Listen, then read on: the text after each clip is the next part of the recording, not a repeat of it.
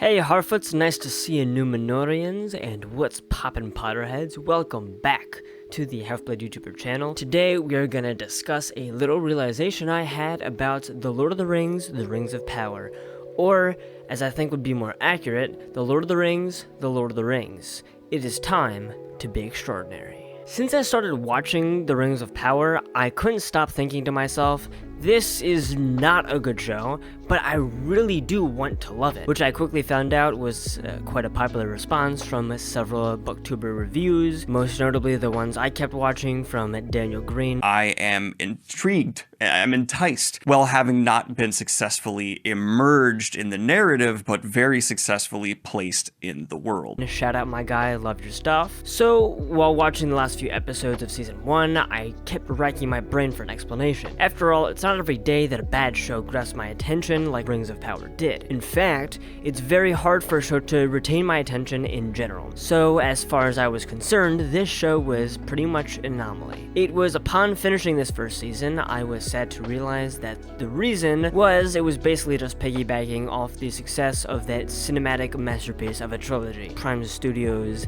literally just took several successful character archetypes and stylistic choices from the Lord of the Rings film trilogy and threw them into a poorly written, insanely, and by insanely, I mean most expensive TV show of all time, expensive show. Let's focus on the character archetypes first. I think the most obvious example of what I'm pointing out here is the Hobbit girls, or female Samwise and Frodo as I like to call them, because I really couldn't care less what their names are. Then we have what I think is the best known example as Elrond and Prince Durin, man I love that name, form our classic elf-dwarf duo.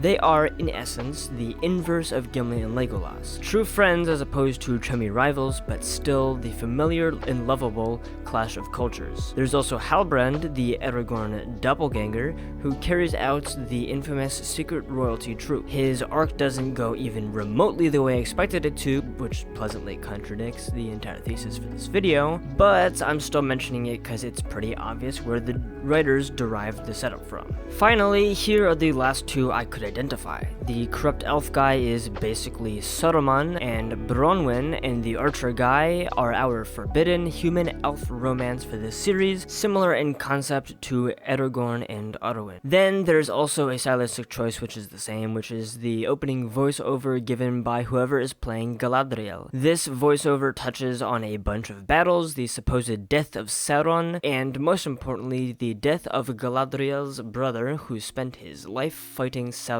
Galadriel's brother's death is, unfortunately, pretty much the cornerstone of her whole motivation as a character. I say unfortunately because, although I knew the second she mentioned it in the voiceover it was going to be super important, it was glossed over in an episode that tried to establish way too much in an insufficient runtime. The show then attempts to compensate by referencing the death several times through dialogue, and naturally doesn't have nearly the effect they meant for it to have, but while not being an effective storytelling tool, it is an effective transition to my next topic, poor writing. This show looks incredible, I will most certainly grant it that, and besides a few bad examples, the special effects have been on point. Prime Studios spent so much money dressing up this show, but neglected to make it good. Poor writing across the script leaves all the potential the show clearly has on the table. Besides the example of Galadriel's brother, I think the clearest example of this issue is the Hobbit girls. These two, let's call them Frodo and Samantha Wise, are clearly meant to be best friends. Inseparable. I specifically use the word inseparable because Samantha Wise is practically non-existent with the amount of screen time she gets. Then, in the season finale, as Nori is saying goodbye to her friends and family to go off with Big Wizard Guy, we get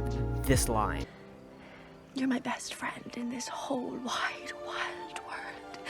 If, as a writer, you ever feel the need to explicitly state that two of your characters are best friends, you gotta rewrite. So, what's the result of all this? Well, to be frank, Rings of Power unfortunately has a big case of Game of Thrones syndrome. The source material was originally rumored to be the Silmarillion, which is where, at least for me, a lot of the hype came from. Instead, the show is based on the original book trilogy and accompanying appendices. And when you mix bad writers with no real structure for an original story, you get The Lord of the Rings, The Rings of Power, a semi-retelling of The Lord of the Rings, but in an earlier stage of Tolkien's vast world. I can't say I'm terribly surprised by this, but I can say how I feel overall about this first season. I'm disappointed, not gonna hide that, but I'm going to keep watching with the hope that it gets better, because I do really want to do. And that's it for the video. Thank you so much for watching. If you enjoyed it, then please smash that like button for the YouTube algorithm so that even more fantasy nerds can join us here on the Half-Blood YouTuber channel. Also, what are your thoughts on Rings of Power Season 1? What did you enjoy? What disappointed you? And what are your suggestions for an even better Season 2? Leave all your thoughts in the form of any of the 3 C's, comments, constructive criticism, and conversation in the Patronus section down below. As always, make sure to subscribe to the Half-Blood YouTuber channel, which, if you couldn't already tell, I am now officially expanding to cover the fantasy genre as a whole, as my own personal interests expand as well, and ring that notification bell to be notified when new videos get uploaded. But that's it for now, so I'll end by saying that it feels so good to be back. I am so hyped for Rings of Power Season 2, and most importantly, stay extraordinary, you loyal fantasy nerds. Peace.